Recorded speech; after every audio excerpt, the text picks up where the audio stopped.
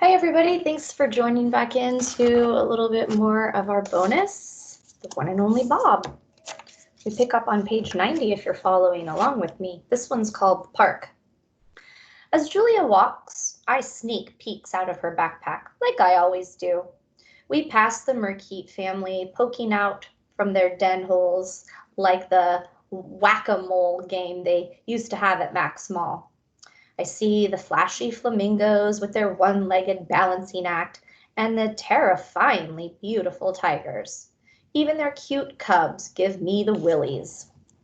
Families, I've noticed, take a lot of different shapes. Jim and Joe, the penguins, adopted an abandoned egg, and they are the sweetest doting parents you ever saw. I see it with humans at the park, too. Families of all shapes and sizes and colors and genders, and yep, they all seem to do just fine. We round a corner past Sea Otter Alley. Oliver and Olivia are floating calmly on their backs, holding each other's paws. It's pretty adorable, I have to admit. But me, I don't need the trouble that comes with family. Babies puking, toddlers whining, spouses nagging. Talk about a design flaw.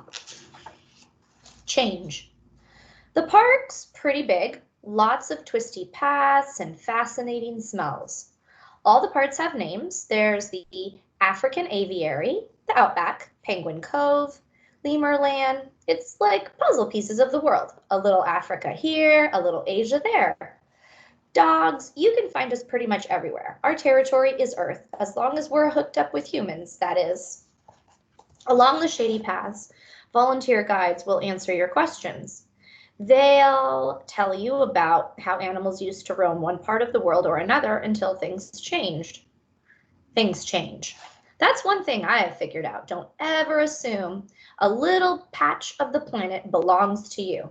Things change. Boxes go flying. My inner wolf. On our way, we always stop by the wolf habitat. Julia loves wolves, probably because they remind her of me. You have to look hard, maybe squint a little, but if you try, you can catch a hint of my inner wolf. It's in the eyes mostly, also in my distinguished profile. I dream I'm a wolf sometimes, and when I wake up, I'm panting and my fur's on alert and I'm feeling, yeah, the world could hurt me, but I could hurt the world right back even harder. Like there's a dangerous part of me chained inside, struggling to go free and just, I don't know, get even. Then I see what's for breakfast. And then I go see what's for breakfast. This one's called Kimu. There's a gray wolf at the park who makes me a little jittery. Jittery as in sometimes I worry he might like to eat me. His name is Kimu, and we struck up a conversation when a mutual acquaintance of ours, a mockingbird called Mitch, introduced us one day. Like Nutwit, Mitch likes to taunt me because I'm domesticated. Gives me a lot of grief about how free he is, soaring stringless over the whole town. I'm not like the only one who's pampered, I said one day. I mean, look at Camus. He's not exactly running wild. As soon as the words were out of my mouth, I regretted them. And when I looked at Camus, I could kill you with one quick bite expression. I really regretted them. In my case, in any case, I said, moving the subject along, I've lived wild. It ain't a picnic for a dog. What was it like? Kimu asked. He moved closer to the edge of his domain. He had a strange odor, intense and scary, and a little bit intoxicating. Well, I was just a pup, I said, abandoned by the side of the highway. Kimu was listening intently. Must have been tough. All I could think of was food, water. I didn't like the catch in my throat. Owl got me. Those guys are fierce, Kimu said. Can't hear them coming. I know, right? I relaxed a little. I hate owls, said Mitch. Hate them with a passion. They eat birds, you know. So do wolves, said Camus, giving Mitch a meaningful look. So you were wild once? I asked Camus. Never. Born and raised in captivity. Suzu over there? She was. She's told us stories that would curl your fur. Honestly, it's nice to have a roof over my head. It's tough out there, man. Really tough. I suppose, said Camus. I looked at him and for the first time wondered if I really did have any wolf in me.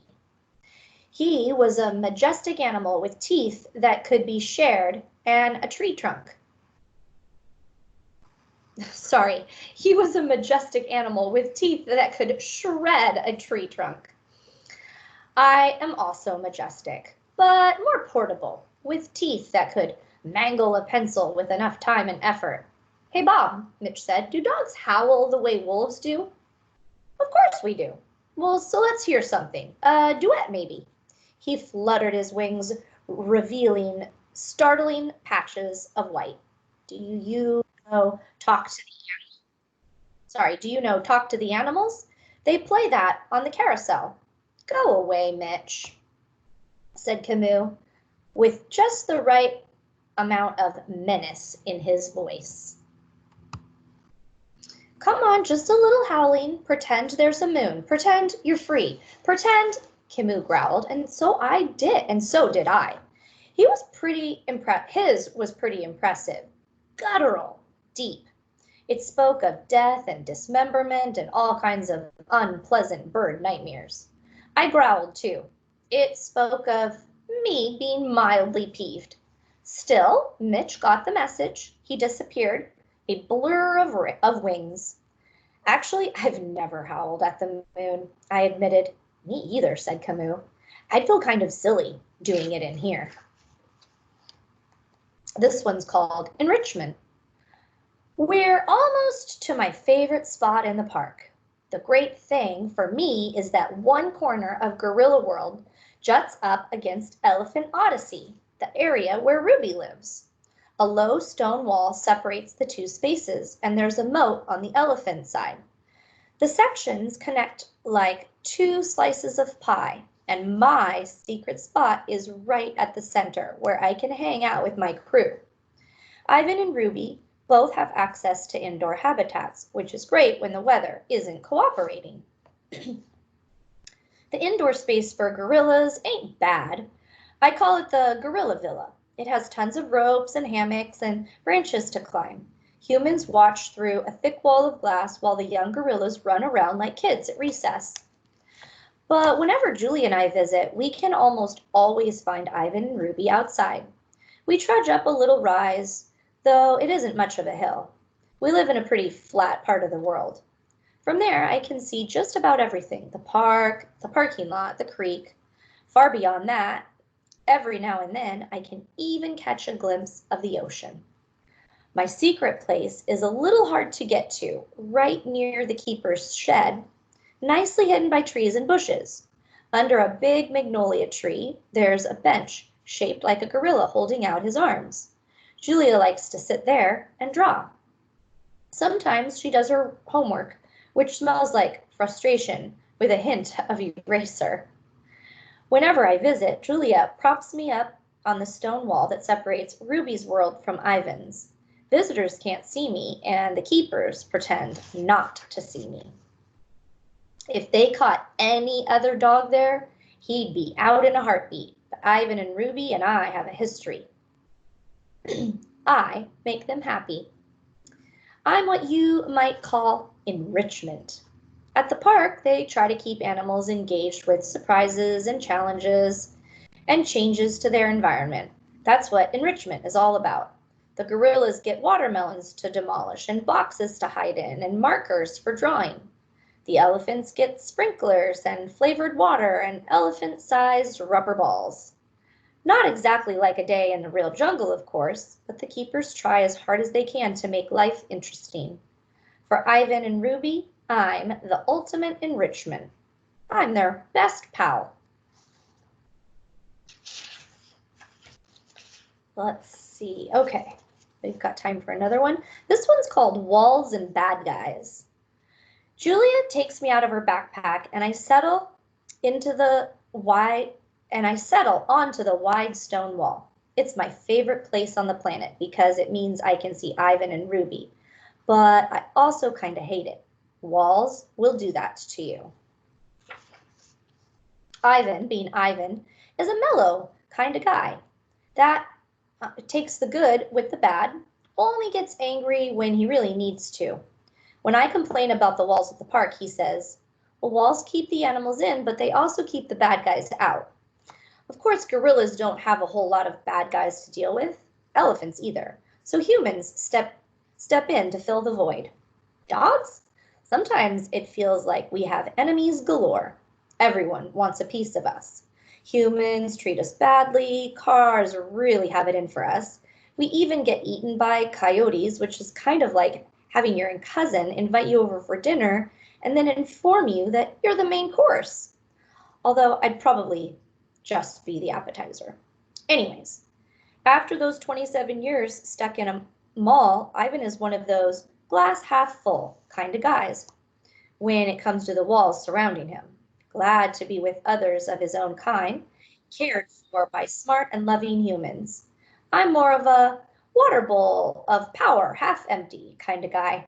Every time I leave Ivan and Ruby, I'm painfully aware that I can leave.